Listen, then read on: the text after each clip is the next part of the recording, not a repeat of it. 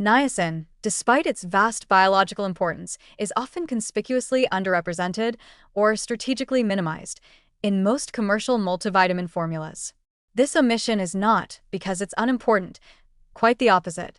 Niacin supports more than 400 enzymatic reactions, underpins mitochondrial energy production, DNA repair and hormone synthesis, and contributes to nervous system resilience. But from a marketing perspective, niacin presents two major problems: its low official RDA and its potential to cause niacin flush at therapeutic doses. Together, these factors have led supplement companies to quietly underdose or sideline it in favor of more marketable nutrients like vitamin D, biotin, or vitamin C. Vitamins that feel safer, more tangible, and more profitable to promote. The first issue is dosage optics. The recommended dietary allowance, RDA, for niacin is just 14 to 16 milligrams per day for adults, an amount easily met by most fortified foods or protein sources. This small number makes it appear as if there's little justification for extra B3, especially compared to vitamins with higher RDAs like vitamin C, 90 milligrams, calcium, 1000 milligrams, or magnesium, 400 plus mg. Most multivitamin manufacturers therefore include a token dose, often 20 milligrams or less, just enough to meet the RDA and not enough to risk any side effects or trigger attention. But this strategy ignores an important distinction. There's a big difference between avoiding deficiency and optimizing function. The RDA prevents pellagra.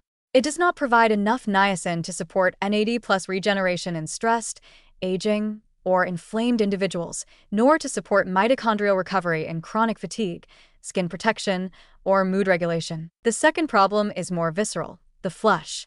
At higher doses, typically over 50 milligrams of nicotinic acid, niacin can cause a temporary, harmless reaction known as the niacin flush, a warmth or redness in the face and skin caused by prostaglandin-mediated vasodilation. Though medically benign, it feels intense to the uninformed user and has unfortunately been misinterpreted as an allergic reaction or health risk. To avoid complaints, supplement companies steer away from including flushing doses in their general multivitamin lines. Even though non-flushing forms like niacinamide are readily available and equally effective for many functions, they don't offer the same cardiovascular benefits as nicotinic acid and thus are often relegated to specialized products. This leads to a deeper issue: consumer psychology and branding. Vitamin B3 lacks glamour.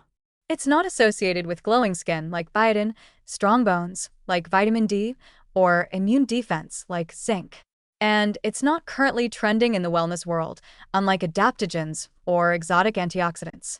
As a result, supplement companies put their marketing weight behind ingredients that sound exciting, novel, or safe.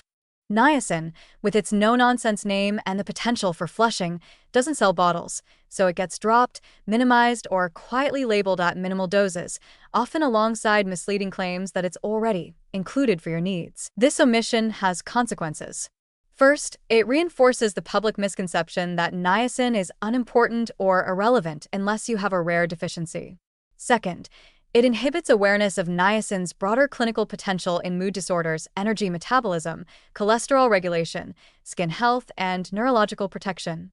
Consumers don't seek what they aren't taught to value, and without a steady presence in mainstream wellness marketing, niacin remains largely invisible, even among the health-conscious. What's more frustrating is that functional doses of niacin are both safe and affordable.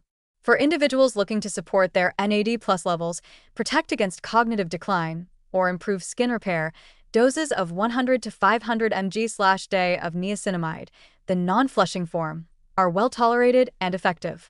Yet most multivitamins don't even come close to this, leaving those potential benefits locked behind specialized knowledge and self-directed research. Meanwhile, high-cost NAD+ boosters like NR and NMN are aggressively promoted, despite niacin often achieving similar effects for a fraction of the cost. In essence, niacin has fallen victim to a flawed incentive structure in the supplement industry, one that rewards flash over function, marketing over mechanistic relevance. Multivitamin formulas are not designed for optimal biochemical support. They are crafted to minimize liability, maximize appeal, and fit neatly on a label. Niacin, being misunderstood and hard to sell, simply doesn't fit. This is not just a business issue, it's a public health blind spot. As long as niacin remains quietly dosed and underemphasized, millions of people will continue experiencing subclinical deficiency symptoms, fatigue, brain fog, poor stress recovery, increased skin sensitivity, without ever realizing the missing link could be something as humble and overlooked as B3. To correct this, practitioners and consumers alike must demand better. High-functioning niacin formulas, clearly labeled, dosed with intention, and paired with accurate education, could dramatically shift outcomes for those struggling with conditions tied to low NAD+, inflammation, or mitochondrial stress. But it starts with acknowledging the quiet truth.